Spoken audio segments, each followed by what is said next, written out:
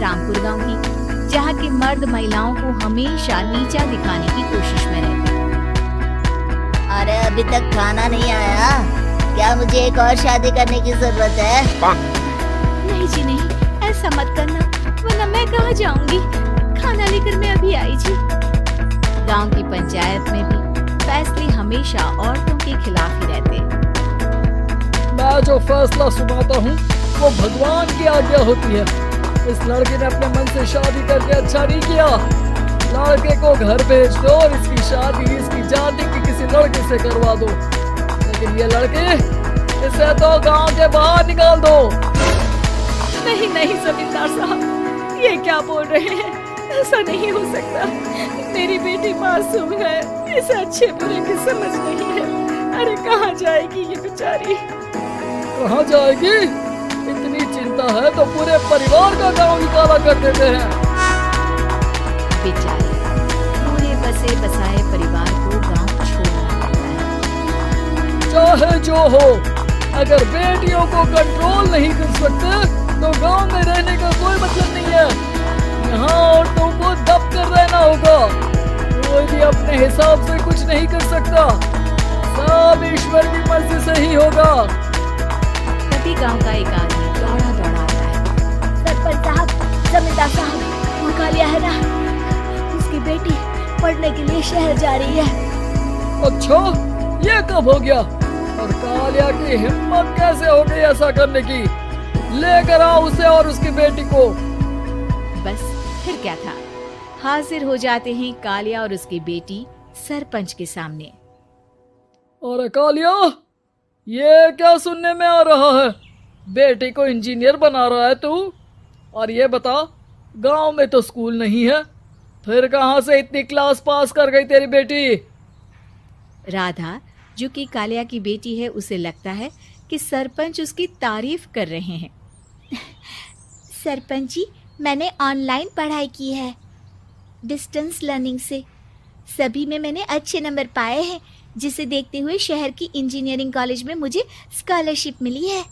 वाह जी वाह, क्या होती है ये? पहले तो ये बताओ, फिर आगे की बात करते हैं। पूरा गांव राधा की बात सुन रहा था और राधा बोलती जा रही थी।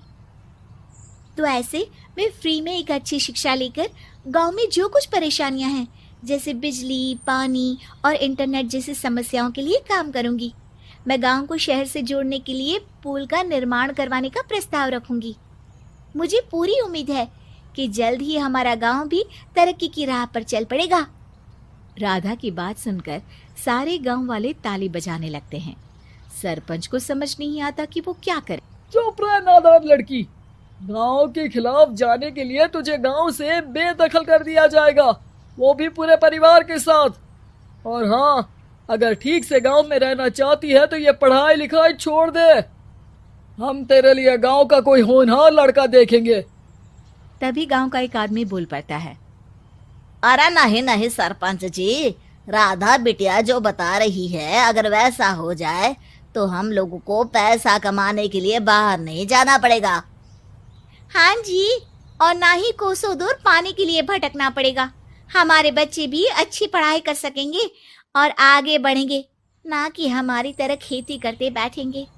क्यों गांव वालों, राधा बिटिया का साथ देना चाहिए ना।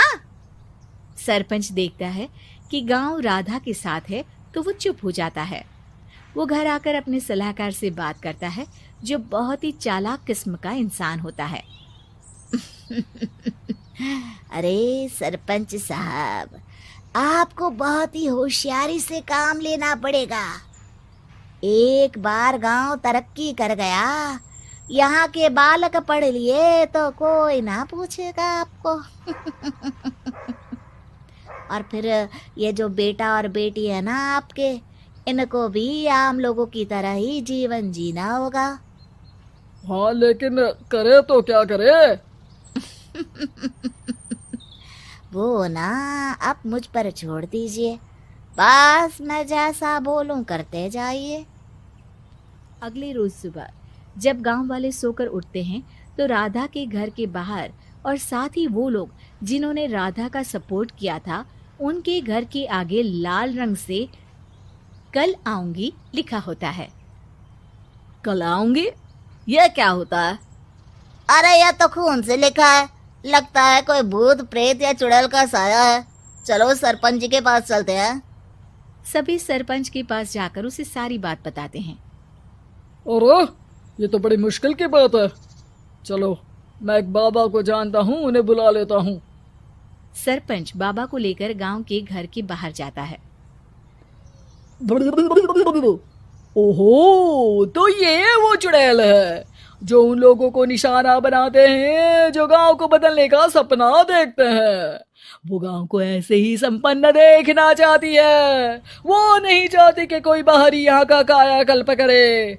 क्या तुम लोगों में से किसी ने गांव को बदलने की सोच रखी है?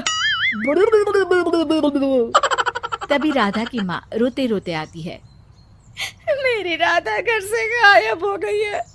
अरे कोई तो बचाओ, मेरी बच्ची कहाँ गई?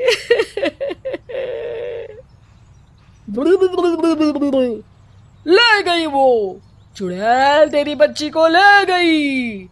अब वो उसे श्रापित करके छोड़ेगी, उस पर चुड़ैल का साया हो जाएगा। तभी बुरी सी हालत में राधा भी वहां आ जाती है। उसके बाल चुड़ैल की तरह फैले होते हैं और कपड़ों में खून लगा होता है। सभी राधा को देखकर डर जाते हैं। माँ, पता नहीं मुझे कौन उठा कर ले गया था। अरे दूर दूर हो जा चुड़ैल, अब हम लोग इस गांव में नहीं रुकेंगे। अरे कैसी बातें कर रहे हैं आप?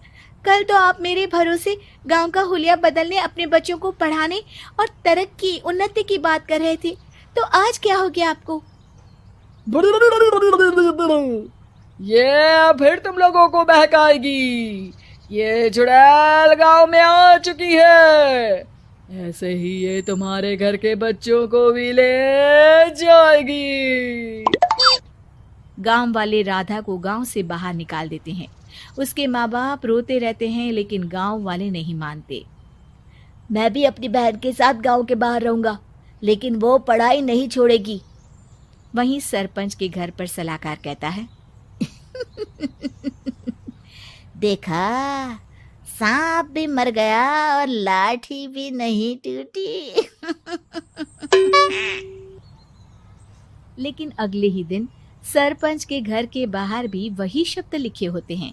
और फिर सरपंच की बीवी कहती है, हमारी बेटी को किसी ने अगवा कर लिया है।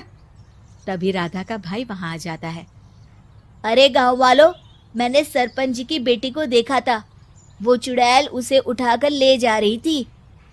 अरे क्या मजाक कर रहे हो? नहीं नहीं सरपंच जी, आप नहीं जानते। वो चुड़ैल अब आपकी बेटी में आ जाएगी, जैसे राधा के अंदर आ गई थी। तभी सरपंच की बेटी वैसी ही हालत में वहां आती है जैसे राधा आई थी। पापा, पता नहीं कैसे मैं गायब हो गई थी। चुड़ैल, इसके अंदर भी चुड़ैल का साया है, मारो इसे।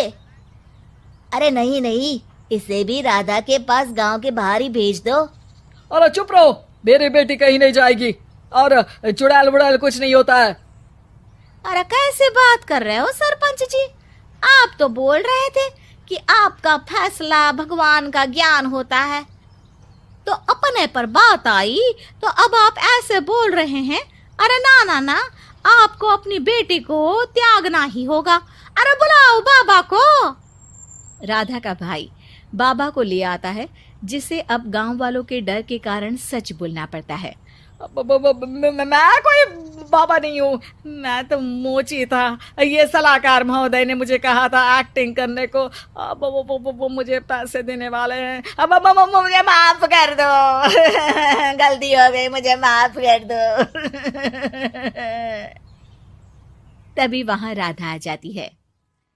देखा सरपंच जी, जब गांव के बच्चे साक्षर होंगे तो आप जैसे लोगों की चालाकी नहीं चलेगी।